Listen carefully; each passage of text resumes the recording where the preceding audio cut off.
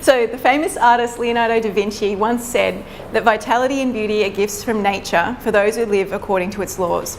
But how many of us these days are able to actually live according to nature's laws? But how many of us would like more vitality and beauty? So, yes, good. Well, welcome to Reboot Yourself with Ease, by avoiding the number one mistake that professional women make that keep them stressed out and exhausted. I'm Sheridan Harvey, and you've made a wise decision taking the time out on Friday night to be able to be here and educate yourself on health, so pat yourself on the back. And by the end of our time together, you'll know what keeps these women, including yourselves, probably stressed out and exhausted.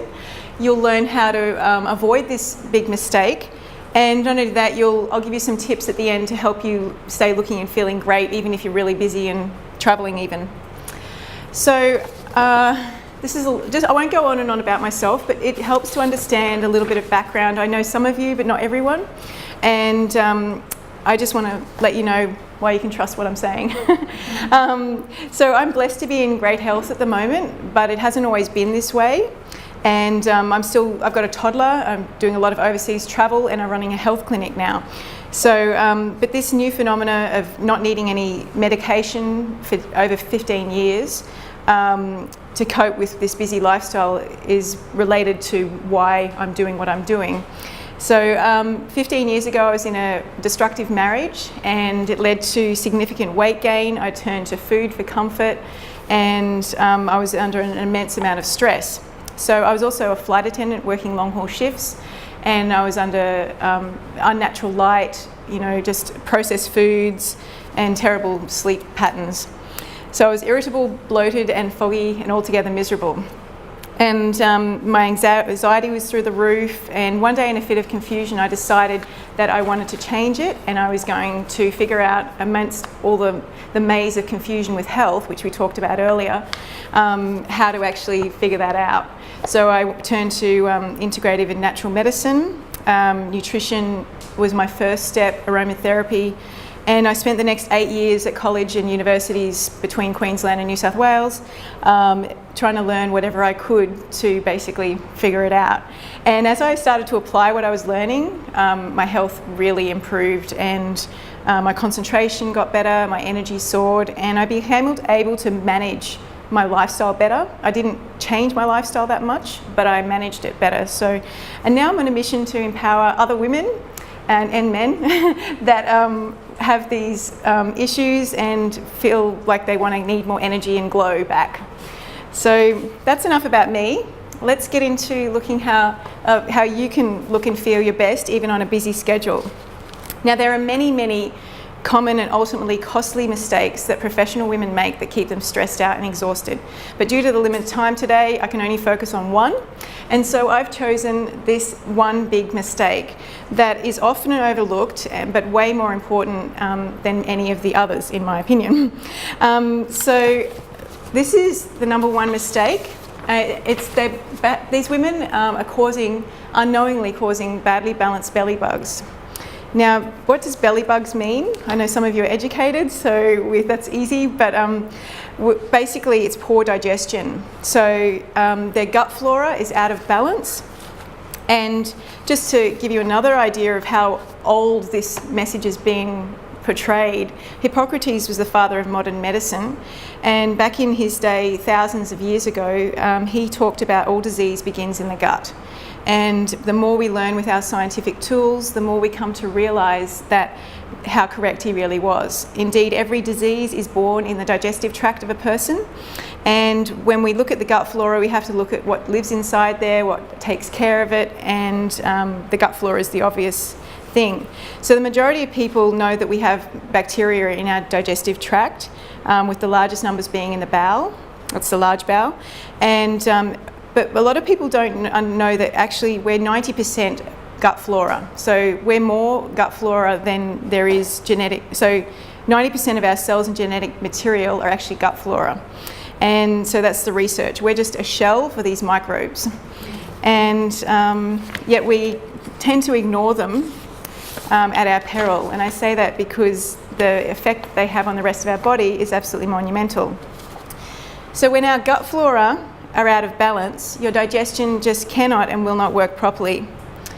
This happens because the good numbers are outnumbered and can't defend their turf from the harmful bugs and toxins. So they fit into 3 categories. You've got the beneficial, opportunistic, and the good ones, the harmful ones. And the beneficial regulate the immune system, maintain the strength of the gut wall, and they fight off the harmful bugs and parasites. So I like to compare the gut wall like a car park. So you're driving in and there's no spaces left. So a tightly held gut wall is going to have no spaces of those cars, and the diseases, the parasites just have to pass straight through. And it's the good ones also stop the bad ones, the opportunistic ones, from turning bad. And so apart from protecting our immune system against disease, the good belly bugs also produce vitamin K, and other important B vitamins, and the B vitamins are obviously essential for energy production. So did you know that the gut bacteria provide an extra 10% of our daily energy needs just from the metabolism, the breakdown of those gut bacteria? So improving the strength of the gut wall, as I mentioned earlier, so then they get rid of excess used hormones and help you feel lighter and look less puffy. So this delicate ecosystem gets out of balance when we take antibiotics, the oral contraceptive pill, eat too much sugar, chronically stressed, exercise or train even too much, or get a bout of gastroenteritis. So the recent research has shown that taking a course of antibiotics can actually affect your gut flora for up to 1.5 years. So, and that some bugs never return or recover. So they're dead and gone forever. Unfortunately, a stressful lifestyle can wreak havoc on your belly bugs. It's quite common for most of us to work in air conditioning, which is dehydrating and not good for the belly bugs as well. So we often forget to drink enough water, and it just makes everything even harder. So we skip meals, eat too much sugary food, and to top it all off, you take in, to keep your energy up, you take in, energized by coffee and soft drinks, or you relax and unwind with alcohol. So it just becomes a big cycle. So let me as I said before, the integrity of the barrier along your gut lining that comes into direct contact with the food we eat can determine whether a food is nourishing or toxic. So even if you're eating perfect food, if you've got leaky gut and that wall is not tight, it's still going to be toxic for the body. So basic digestion relies on the nutrients and enzymes, and in naturally occurring foods like fruit and vegetables, these are provided in the foods. And if we eat too many processed foods, they steal those nutrients and enzymes from other places in our body, which causes deficiencies and imbalances. So refined sugar causes symptoms like bloating, gas and cramping, and the sugar feeds our bad belly bugs, causing dysbiosis, which basically means an unbalanced gut. So you've ever heard the saying, you are what you eat, but if you don't absorb your nutrients, you really don't have access to what you eat, which means that you can't benefit from it. So digestion and gut flora is a huge piece of the health puzzle, and which everything breaks down afterwards without it. Maybe you're reacting in pain or getting tired from eating all sorts of food. You might end up with nutrient deficiencies like magnesium, so you're low in iron, and you could then end up getting other diseases related to that as well. So balancing your belly bugs is essential, and it's the one way we have an influence over our overall health and energy. So basically, some of my clients have been able to increase their energy through better sleep, better digestion, and their natural weight loss occurs as well.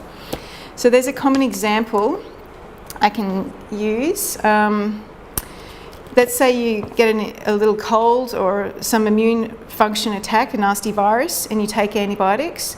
Now, don't get me wrong, antibiotics have their place, but they're often overprescribed, used improperly, and taken without additional support, which I'll touch on in a minute.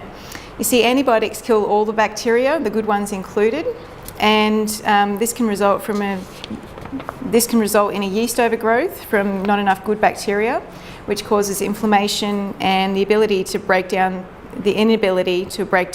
gluten and casein, which is in your breads and your milks and cheese. So these unbroken down foods give off opiates in the brain, and which are substances in the brain, and they create cravings and addictions for certain foods and stimulants.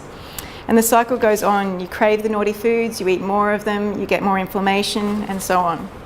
Your mood, energy, and concentration are affected because of the toxins being released from the overgrowth of bacteria and the imbalance.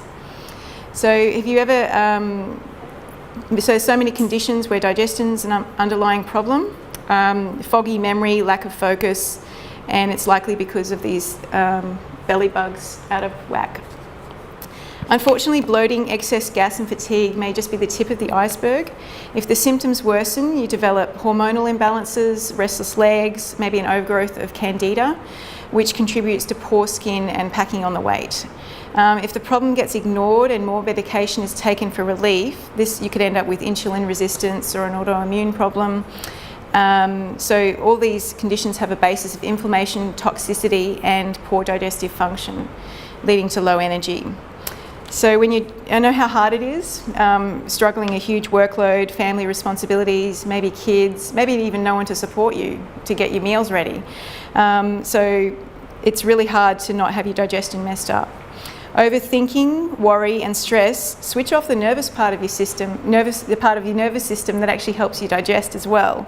So this means you're not getting enough energy again from your food. So think for a moment of what the cost of being exhausted is for you. Here's just a few examples. Maybe you're missing, your finances are being affected, there's no fun in your life. You could be stuck in a job that's below your true skill set. Maybe you can't keep commitments with friends and family because you're too tired to go out at night. Obviously none of us though. And packing on the excess weight, and you lose your confidence and everything else. So how can you fix this? Okay, this involves two parts. It starts with a healthy diet, and that's two parts as well. Removing the things in your diet that are contributing to the unbalanced gut flora. And part two is learning to get those nutrients that you really need back into your system, healing and sealing the gut. This means learning how to make your food as digestible as possible. And probiotics are among the few things that we need for good digestion in this world. And probiotics get their name because they literally mean for life. So they can be found in obviously some foods or taken as supplements. Foods usually as in yogurts or raw sauerkraut. I'll go into some more examples in a minute. And a little known fact that I learned recently, about a year ago actually, was that I knew they were strain specific, but I didn't know how detailed that was with conditions. So to make an example of this, I'll use a species of dogs. And since there's lots of dog lovers here. So let's say you need to find a guard dog for your house. And if you were going to choose from any range of dogs, you could maybe choose a Chihuahua, a Great Dane, a Poodle to be your guard dog. So only one of these would be an ideal guard dog. And for me, it would probably be the Rottweiler.